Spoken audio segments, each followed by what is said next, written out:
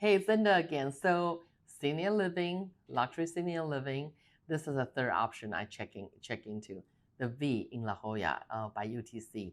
So, it was very interesting because the other two I done, one the first two they don't have entry fee, but it offers different level of service. The V, what they do have entry fee, and it really depends on what which floor, which floor plan. They had start with one bedroom, two bedroom loft, three bedroom loft, and the penthouse. Right, it has like 20 up to 20-story high and two towers and the skilled nursing in the middle or care center in the middle. And I really have a great time with Teresa. So she explained to me what they offer. They have independent living, they have assisted living, they have skilled nursing, they have memory care. So they have all level of service. And then the skilled nursing is one of the strengths as well. Or people who go there, maybe they have a stroke or they need recovery. They go there to do recovery. They don't have to be the residents there to do that. I toured through the swimming pool. I mean, actually, it was under renovation. The libraries, they have separate library. There were lecture going on. They have movie nights. They allow pets, and they have they have even pack activities. They have they include the LGBT community as well. They have movie night. They have movie night every night. And then I see different conference rooms, and then they have the state of the art, this equipment. I'm not sure how to call it, but they were showing me that people, kind of like um, to really help them to stay engaged. I also toured their dining facilities. At V, they basically they include one meal a day. It could be breakfast, lunch, and dinner. It's kind of the point system. And then we have lunch in one of the cafe. And it was really nice. I have a tuna meal. People were very engaging, very friendly. And I think the key thing is because I spent 2 hours there and really feel it. And they say they actually even offer for people who want to moving. And then, average age there is 83, 84. And so everybody seems so friendly. I was saying hi to them. And then, and how they're checking, you enter your information, you have the name badge, and then, they direct you whoever you're meeting for that time. So everybody was very friendly. I even see their spa, their beauty salon, and then the rehab, like the rehab center that people were doing the exercise with exercise physiology, or therapist. It was really, it just seemed really well done, and I feel very safe there, especially with everything that's going on right now. I feel very safe in the building and very secure. Of course, they have valet parking, and then the valet will not take tips. I learned that at Belmont as well.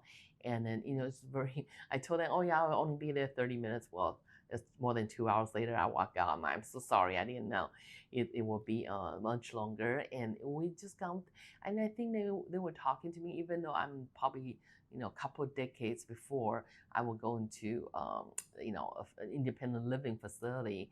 And then, they were really taking the time to understand my liking and things like that, really helped me to understand. My question was, why is there entry fee versus like Belmont, Berkshire? They don't. I mean, they have a 5,000 or 10,000 entry fee, but this is more significant. I think minimum of $750,000 and up. And basically, the explanation was, this is like you prepay your long-term care, because once you are in the V, then you stay in the V, even though you have, I mean, let's say, oh yeah, once you go in, there's still monthly charge, right? So let's say 10,000 or 12,000, whatever that rate is at the time you enter. And then, so if you move on to assisted living or memory care, that fee does not go up. So they do the actuary calculation of assume you're going to live until, or I'm going to live until 98. And then I actually come across, I think at least one or two people, they are over 100 years old there. So they have people moving early, they have moving people, past 100 years old. So that's why the average age is around 83, 84. They are the June 9th, 2025, they were 94% full. So they are pretty full. And then one tower is newer than the other, about 20 years newer, at least. And it was, centrally located, and it was part of the Hyatt La Jolla before. Until Hyatt went public, so they become an independent organization. The way it was explained to me is still owned by the same family. So I truly, truly enjoy my experience at the V La Jolla. It's just so different. I know that I don't want to wait until I need to make a decision. I always like to research and study and understand all my options and prepare myself to see what are the best option, because all this have financial implications. So we need to plan well, save well, invest well to be able to afford a very comfortable golden years, or I don't ever see myself retired, but later older year of my life.